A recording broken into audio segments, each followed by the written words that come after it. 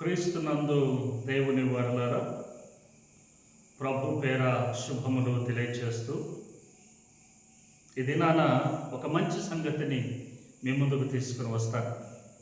అదేమనగా, యూదా గోత్రములో యేసు ప్రభుల వారు యూదా గోత్రపు సింహముగా ఉన్నాడు. ఇది నూతన నిబంధన గ్రంథములో యేసు ప్రభుల వారిని ఉద్దేశించి జ్ఞాపకం చేయబడింది. యేసు ప్రభుల వారు ఆత్మ సంబంధమైనటువంటి సంఘం, ఆ సంఘము కొరకు ఆయన తన ప్రాణమును అర్పించి భూమి మీద ఏర్పాటు చేశాడు.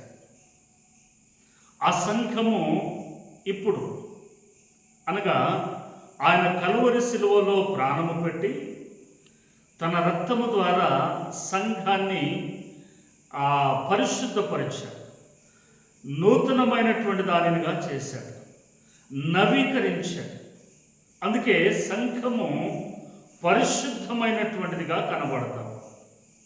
అలాగనే పాత నిబంధన గ్రంథములో యూదా గోత్రములో హూరు మనుమడును ఊరు కుమారుడైన బెసలేలు అనబడినటువంటి ఒక యవనస్తుడిని దేవుడు పిలిచి ఆత్మపూర్ణునిగా చేసి అతని ద్వారా ఇశ్రాయేలు ప్రజలు అరణ్యములో ఉండినప్పుడు దేవునిని స్తుతించుటకును దేవునిని మహిమపరచుటకు కావలసిన ప్రత్యక్షపు గుడారం యొక్క పరికరములన్నిటినీ కూడా ఈ బెసలేలు అనబడినటువంటి యూదా గోత్రికుని ద్వారా ప్రభు సిద్ధము చేయించాడు.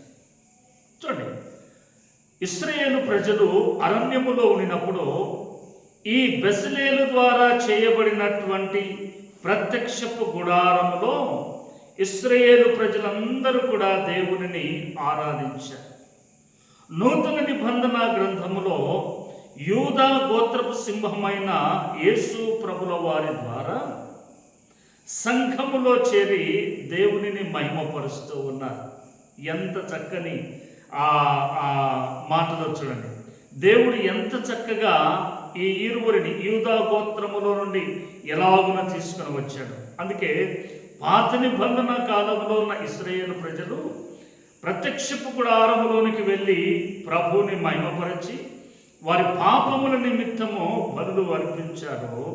నూతన నిబంధన గ్రంథములో యేసు ప్రభుల వారు కలువరి శిలువలో ప్రాణము పెట్టి మనలందరిపైన ఉన్నటువంటి పాపమును తొలగించి మనలను పరిశుద్ధపరిచారు. అందుకే ప్రభువుని ప్రేమించు, ప్రభువుని ఆరాధించు, ప్రభు సన్నిధిలో ఉండి నీవు దీవించబడాలని కోరుకుంటూ దేవుడు మనలను అలాగున నడిపించును గాక.